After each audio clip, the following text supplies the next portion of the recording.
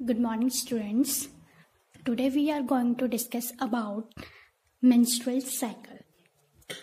So, firstly, what is menstrual cycle? All the cyclic events that takes place in a female reproductive system to make pregnancy possible is called menstrual cycle. And we can also define it as the cyclic events starting from first day of menstruation to the start of next menstruation is called menstrual cycle. So what does it mean? Menstrual cycle में basically हमारे female reproductive system में हर month जितनी भी cyclic events का मतलब है जितनी भी चेंजेस होती हैं, चाहे इसके स्ट्रक्चर में, फंक्शनल में, या जो हमारे फीमेल रिप्रोडक्टिव सिस्टम है उनकी लाइनिंग में, उन सब साइक्लिक इवेंट्स की यहाँ हम बात कर रहे हैं. उन सब चेंजेस को हम क्या बोलेंगे? Menstrual cycle. अब ये जो साइक्लिक इवेंट्स हैं basically they takes place with in average of 28 to 29 days में होगा ये. इसीलिए मेंस्ट्रुअल साइकिल का जो ड्यूरेशन होता है that is 28 to 29 days. And इसी एवरेज ड्यूरेशन में यानी कि हर महीने एक फीमेल में से एक एग जो है वो रिलीज होता है. 1 egg is released in every month between 28 to 29 days. So it is the average of duration. Now next term is menarche and menopause. ये दो टर्म क्या हैं? अब menarche का मतलब होता है beginning of the menstrual cycle. Menarche is basically beginning of the menstrual cycle and menopause is the end of the menstrual cycle. अब ये beginning और end होगा कब? जब कोई भी फीमेल अपने 13 to 15 years की एज यानी कि प्यूबर्टी एज को अटेन करती है, वैसे ही उसमें जो मेंस्ट्रुअल साइकिल है हार्मोनल लेवल की हेल्थ से जो है वो बिगिन हो जाती है. That here we use the term menarche. और मेनोपोज का मतलब है कि एक फीमेल का जो रिप्रोडक्टिव फेज है उसमें कंसीव करने का फेज ताकि वो प्रेगनेंसी जो है वो मेंटेन कर सके, वो फेज जब खत्म हो जाता है यानी कि उस फेज के बाद अब वो दोबारा से स्पर्म के साथ एग को फ्यूज करवा के प्रेगनेंसी अटेन नहीं कर सकती है, उस फेज के एंड को हम बोलते हैं menopause. In simple words, menopause is the end of the menstrual cycle at the age of average 50 years. And menarche is the beginning of the menstrual cycle at the age of 13 to 15. So, but if we compare it with the male reproductive system, तो male में जो sperm formation है वो up to death जो है mail में रहता है, उसमें कोई मेनोपोज वाला फेज नहीं आता है कि हाँ इस पर्टिकुलर एज के बाद में स्पर्म फॉर्मेशन खत्म हो जाएगी, उनमें वो अप टू डेथ रहेगा.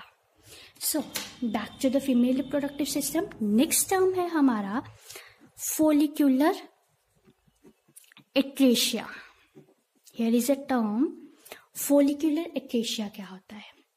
फोलिक्यूलर का मतलब हमारा यहाँ पे है प्राइमरी फोलिकल से, एंड एक्रेशिया का मतलब होता है डीजनरेशन. एक्रेशिया का मतलब होता है डीजनरेशन. अब बेसिकली क्या होता है, फीमेल में ये जो फोलिकल की फॉर्मेशन है वो उसी टाइम शुरू हो जाती है वो जब वो अपने मदर के अंदर होगी. सो मीन्स जब वो फीटस के फॉर्म में फीमेल है यानी कि अपने मदर के अंदर है फीटस और वो फीमेल फीटस है, उस टाइम ही उसमें ये एग की फॉर्मेशन जो है वो शुरू हो जाती है. अब firstly in beginning almost about million of follicles are present. In beginning million of follicles are present and be specific about 6 to 7 million जो फॉलिकल्स है वो प्रेजेंट होती हैं. बट अब यही फीटस जब फुली मेच्योर 9 मंथ जो है प्रेगनेंसी के कंप्लीट कर देगा और बेबी की डिलीवरी हो जाएगी, तो यानी कि आफ्टर बर्थ इस फीटस में रह जाते हैं ऑलमोस्ट 1 to 4 लाख फॉलिकल्स. कितने रह गए 1 to 4 लाख। तो हम क्लियरली देख सकते हैं कि जब वो फीटस की फॉर्म में अपने मदर के अंदर थी तब तो उसमें 6 to 7 मिलियन फॉलिकल्स हैं, और बर्थ के बाद कितने रह गए 1 to 4 लाख, यानी कि आधे फॉलिकल्स जो है प्रॉपर डेवलपमेंट की ना होने की वजह से वो डीजेनरेट हो जाएंगे, and clearly it is due to the hormonal level. अब अभी भी यहाँ पे बात खत्म नहीं हुई, मेंसेस कहाँ शुरू होंगी 13 एज पे। तो अब स्टिल ये जो फॉलिकुलर एक्टेशिया यानी कि डीजनरेशन ऑफ फॉलिकल है वो कंटिन्यू रहेगा, और ये नंबर 1 to 4 लाख से रिड्यूस होके सिर्फ रह जाता है 600, यानी कि एवरेज 400 to 600 जो है हमारा प्रेजेंट रहेगा follicles at the age of 13 years और 15 years का अप्रोक्सीमेटली। नाउ अब हम नेक्स्ट आते हैं हमारा main, that is the there are 3 phases of menstrual cycle. Menstrual cycle को हम रिप्रोडक्टिव साइकिल भी बोलते हैं। तो अब इसमें क्या है, 3 मेन फेज होते हैं मेंस्ट्रुअल साइकिल के। फर्स्ट फेज का नाम होता है follicular phase, second one is the luteal phase, and third one is the menstrual phase. These are 3 phases. अब इसे डिस्कस करने से पहले मैं आपको बार बार बोल रही हूँ कि this is due to the hormonal level. तो बेसिकली जितना भी मेंस्ट्रुअल साइकिल में फॉलिकल फेज, ल्यूटियल, मेंस्ट्रुअल ये तीनों हम पढ़ेंगे वो बेसिकली इन्वॉल्व होगा with the help of hormones which we already done almost in the endocrine glands in previous class. तो जस्ट हम पहले उसी के बारे में करेंगे। तो फर्स्टली क्या होता है, we know our endocrine gland hypothalamus, ठीक है। हाइपोथैलेमस क्या करता है, 2 तरह के हॉर्मोन्स रिलीज करता है। एक होते हैं रिलीजिंग हॉर्मोन्स और दूसरे होते हैं इनहिबिटिंग हॉर्मोन्स। अभी यहाँ पे जो मेन काम है that is of releasing hormones. शुरू में सबसे पहले क्या होगा, हाइपोथैलेमस जो है वो रिलीजिंग हॉर्मोन्स जो है वो रिलीज कर देगा। रिलीजिंग हॉर्मोन्स भी स्पेसिफिक कौन से टाइप के, GnRH लिखा होता है हमने, यानी कि गोनाडोट्रोफिन रिलीजिंग हार्मोन। मीन्स ऐसे हार्मोन जो हमारे गोनेड्स को यानी कि हमारी ओवरी या टेस्टिस को स्टिमुलेट करते हैं। तो ये गोनाडोट्रोफिन रिलीजिंग हार्मोन जो है वो सिक्रीट करेगा। ये जाके किसको सिग्नल देगा, हमारी नेक्स्ट एंडोक्राइन ग्लैंड को, that is anterior pituitary. Anterior pituitary को जाके ये सिग्नल दे रहा है। अब एंटीरियर पिट्यूटरी के पास सिग्नल पहुंचा, वो भी एक्टिवेट होगी। अब वो क्या करेगी, उसका मेन काम है हॉर्मोन्स सिक्रीट करना, जो इसमें मेन 2 हार्मोन इन्वॉल्व होते हैं, that is FSH and LH hormones, follicle stimulating hormone and luteinizing hormone. Now अब हम अपना सबसे पहला फेज जो है वो डिस्कस करेंगे, that is follicular phase. Follicular phase word से ही क्लियर है कि किससे रिलेटेड होगा, फॉलिकल से रिलेटेड होगा, कि फॉलिकल्स कैसे ओवरी में डेवलप होंगी उसके रिलेटेड होगा।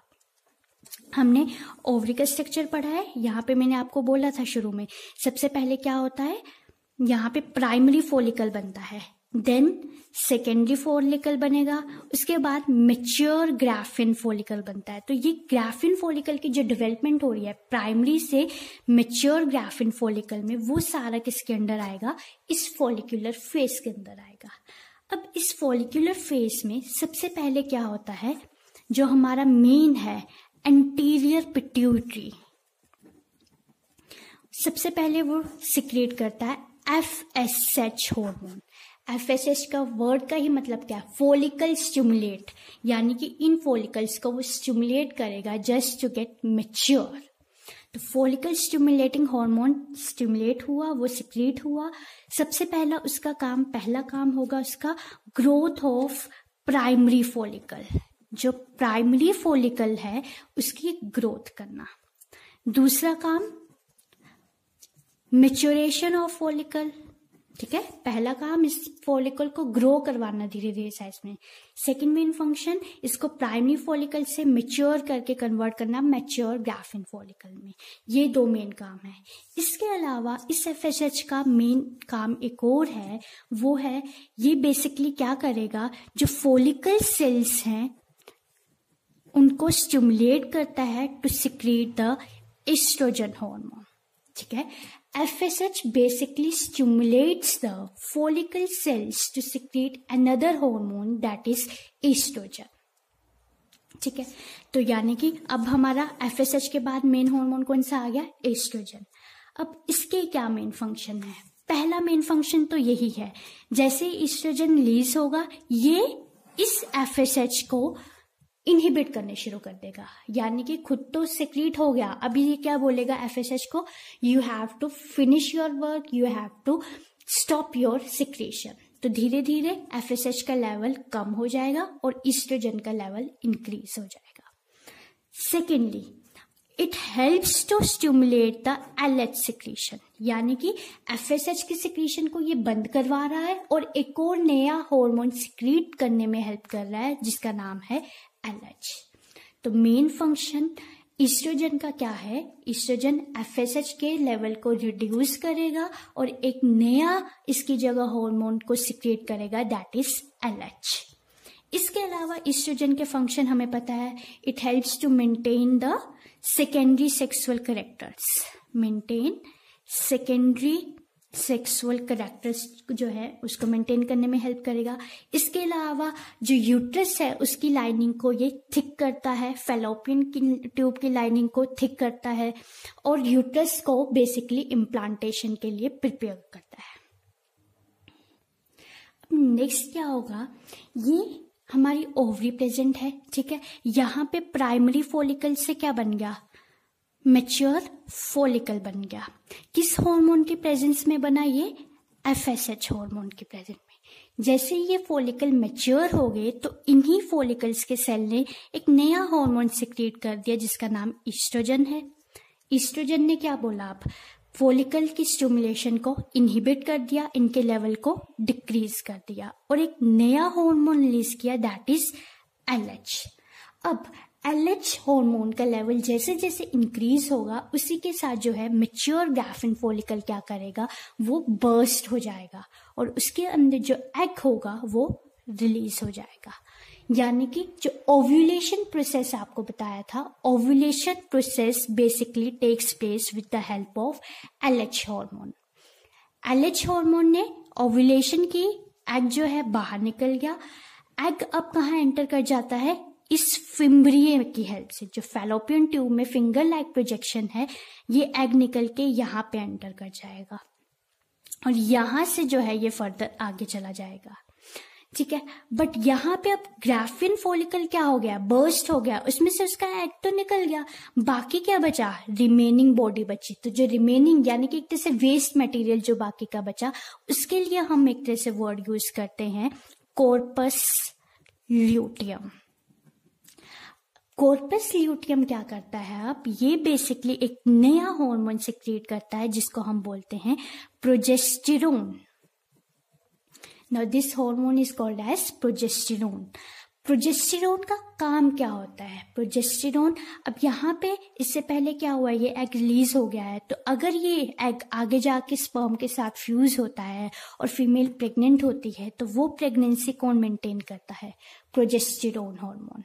और अगर वो फीमेल प्रेग्नेंट नहीं होती है तो नॉर्मली क्या होगा, कॉर्पस ल्यूटियम भी डीजनरेट हो जाएगा, यानी कि जो रिमेनिंग मटेरियल बचा था वो और ज्यादा डीजनरेट हो जाएगा और एक किस में कन्वर्ट हो जाएगा, कॉर्पस एल्बिकन में जो है ये कन्वर्ट हो जाएगा, which is basically a degenerated body. यानी कि मेन क्या था हमारा, मैच्योर ग्राफिन फॉलिकल था और इसमें क्या प्रेजेंट था, एग था।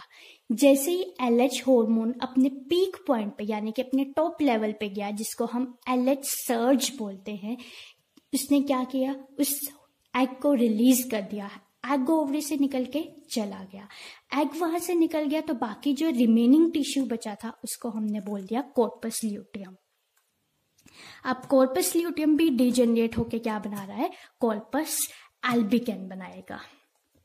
and the function of corpus luteum is to maintain the pregnancy level with the help of a hormone that is the progesterone. अब इसके बाद नेक्स्ट मेन आता है हमारा third phase. This one is the luteal phase, जिसमें LH hormone की involvement हुई है, that is the luteal phase. और जिसमें सिर्फ फॉलिकल्स बने हैं, जहां पे सिर्फ FSH की इन्वॉल्वमेंट हुई है, that is the first phase, follicular phase. अब हम बात करते हैं हमारे थर्ड फेज की, दैट इज मेंस्ट्रुअल फेज. इस फेज में क्या होगा, अब मैंने आपको बोला कि इस तरह से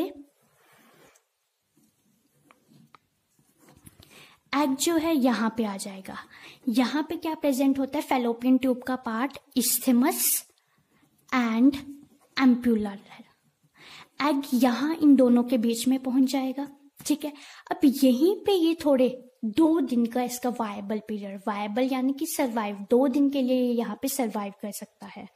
यहाँ पे वेट करेगा ये स्पर्म का, कि यानी कि अगर फीमेल सेक्सुअल इंटरकोर्स करती है तो वेजाइना के थ्रू यहाँ पे स्पर्म एंटर करेगा. यहाँ पे स्पर्म पहुंच गया, ये दोनों आपस में फ्यूज करेंगे, यानी कि फर्टिलाइजेशन होगी between male and female gamete, और वो फ्यूज करके क्या बना देता है, जाइगोट. और जाइगोट में क्या होगा, फर्दर डेवलपमेंट होगी और ये उस फीमेल के यूट्रस में यहाँ पे इम्प्लांट हो जाएगा और देन उसका प्रेगनेंसी पीरियड जो है शुरू हो जाएगा. और इस सारे काम में कौन सा हार्मोन हेल्प करेगा, प्रोजेस्टेरोन. ठीक है, बट अब हम मेंस्ट्रुअल फेज, ये तो हो गया अगर फीमेल प्रेग्नेंट है. बट अगर हम बात करें अब सिर्फ एक ऐसे फीमेल की जो प्रेग्नेंट नहीं है, उसमें क्या होगा, सेम वैसे यहाँ पे उसका एग पहुंच रहा है, 2-3 दिन के लिए वो वहीं पे वेट करेगा स्पर्म का. और वैसे फीमेल कॉपुलेट नहीं करेगी, सेक्सुअल इंटरकोर्स अगर वो नहीं कर रही है तो यहाँ से वेजाइना से स्पर्म की एंट्री नहीं होगी. अगर यहाँ पे स्पर्म नहीं एंटर हो रहा है तो ये 2 दिन के बाद अपने वायबल पीरियड जो है वो लूज कर देगा. और यहाँ पे जितना आसपास टिश्यूज है, एंडोमेट्रियम की लाइनिंग है, यूट्रस में जो लाइनिंग है, उन सब के साथ एक ब्लड की फॉर्म में जो है ये लिबरेट हो जाएगा, रिलीज आउट हो जाएगा. और इसी रिलीज को, release of the blood with the nearby tissues and waste material और broken egg is known as the menstrual flow, which basically remains for 4 to 5 days every month in a female. That is the menstrual cycle. अब हमने एक diagram इसका और discuss किया था, that is this one diagram. ठीक है, अब इस डायग्राम में क्या है, बेसिकली यही है. यहाँ पे क्या हो रहा है, फॉलिकल्स, क्या लिखा है, डेवलपिंग फॉलिकल. फॉलिकल अभी सिर्फ डेवलप हो रही है, तो इस टाइम किस हार्मोन का लेवल ज्यादा होना चाहिए, FSH का. तो आप क्लियरली देख सकते हो किस हार्मोन का लेवल ज्यादा है, FSH का. कहाँ पे, डेवलपिंग फॉलिकल में. इसके बाद क्या हुआ, FSH में एस्ट्रोजन जो है वो रिलीज करने में हेल्प की. तो एस्ट्रोजन पहले नहीं था बट FSH ने हेल्प किया इस फेज में, तो एस्ट्रोजन का लेवल जो है इंक्रीज हो गया. अब नेक्स्ट, ईस्ट्रोजन ने किसको रिलीज किया था, LH को. तो यहाँ पे LH ये लिखा है ओव्यूलेशन, तो ओव्यूलेशन में कौन हेल्प करता है, LH, जो अपने पीक पॉइंट पे रहेगा. तो LH का लेवल जैसे इंक्रीज हुआ, ओव्यूलेशन हो गई. अब इसके बाद दोबारा से क्या बन गया, कॉर्पस ल्यूटियम. तो कॉर्पस ल्यूटियम जैसे ही बनेगा तो इस टाइम कौन सा हार्मोन है, पहले प्रोजेस्टेरोन का लेवल आप पिंक लाइन में दे सकते हो, बिल्कुल लो है, और यहीं पे क्या हो जाएगा, प्रोजेस्टेरोन का लेवल अब इंक्रीज हो जाएगा. Then this cycle is repeated again and again in every month. That is why it is known as the cyclic events that take place in the female reproductive system. Thank you.